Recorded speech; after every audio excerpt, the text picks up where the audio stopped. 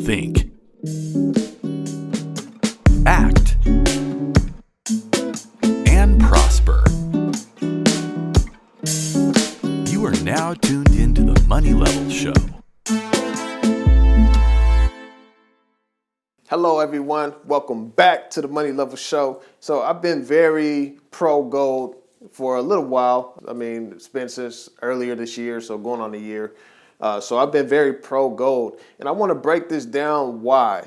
And why I am very pro gold is because gold is a store of value. A lot of times people think of gold as an investment because obviously if I buy an ounce of gold today and I believe the ounce of gold is going to go up in price, that I've made an investment and I could sell that gold for more dollars than I put into it. But gold is actually a store of value. And so when I say that, that means that it stores your purchasing power for your money.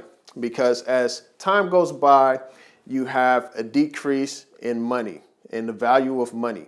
So let's say the dollar, for example. The dollar has decreased since 1913. It has lost 96% of its value. And so you have to look at that. Okay, it lost 96% of its value. How does it lose value? Because if you have $3 then you have $3 now. So the nominal price looks the same. So you have $3 then, you have $3 now. If you have $1,000 then, you have $1,000 now. But what has changed is how much you can purchase with that money. And so I'm going to explain that. So here you have inflation, which is why the dollar loses value. So when you have inflation, the average around this time, so we're going to go based off 1908. So the average inflation around this time is about 3.3% per year. So that means that the prices of goods and services are increasing year over year over year over year. So when you think about that, okay, prices of goods are increasing year over year over year, then if you have the same dollars that you had back then that you have now, then you could buy more back then, because back then you didn't have as much inflation as now, because inflation has compounded year over year over year over year. So that is how you have to think about that whenever you're looking at the dollar. So you have inflation going every year. So in 1908, this was actually a year where they had negative inflation, which is deflation.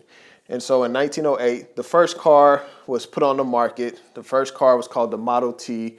It was worth about $875. So it cost you $875 to get a car back then, a brand new car, which translates to about $18,000 today. Okay. So it costs $875 to get a Model T car, which translates to $18,000 today. So now you look at the dollar. So $1 back then is actually worth $28.29 today. So $1 back then could get you $28.29 of goods and services today. So when you think of that, you're like, okay, well, $1 today doesn't hardly get me anything. You know, here, like I like to get teriyaki for me and my fam, and I'll spend about $30. You know, so if I had $1 back then, I could go get that plate of teriyaki. You know, I could go get, multiple, containers of teriyaki.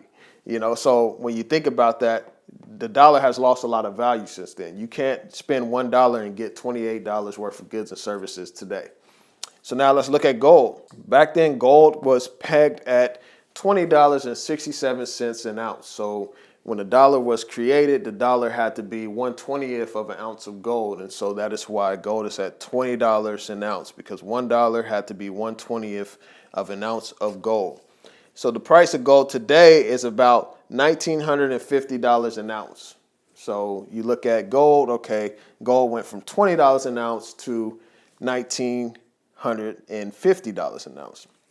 Okay, so let's kind of break down some of this math. Let's look at some of this math of some of this. So if you were in 1908 and you had $875 to buy the first car, and say you stored that money away for your kids, grandkids, and on down the line, and you get to today, those dollars won't buy you as much as you could buy then. So if you took that $875 and you bought gold, okay, so $875 divided by 2067, which I should have just did 20, but 2067 is about 42 ounces. It's actually 42 point something. And so the numbers later down the line can be actually increased, but I just wanted to make the math a little more simple.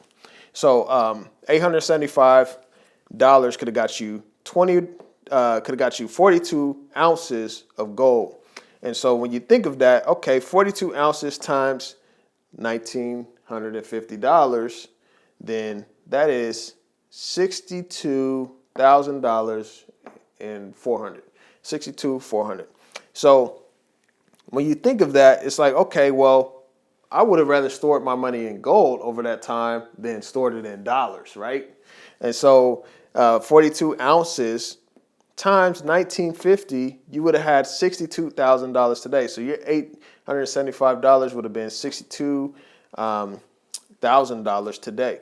And how many cars could you buy with $62,000? If an $875 car, the first car in 1908 was $875 and it's worth $18,000 today, you could get at very least 3 cars with how much you had in gold stored over that time.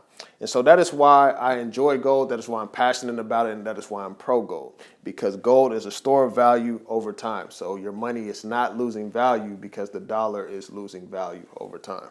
So I hope this was very helpful as I broke this down and laid this out. Be sure to subscribe, hit the like button, turn on the notifications, all of that good stuff. I'm going to bring you guys more content, more of those things so that we can build wealth together and educate ourselves. So I want to thank you all for joining the Money Level Show today.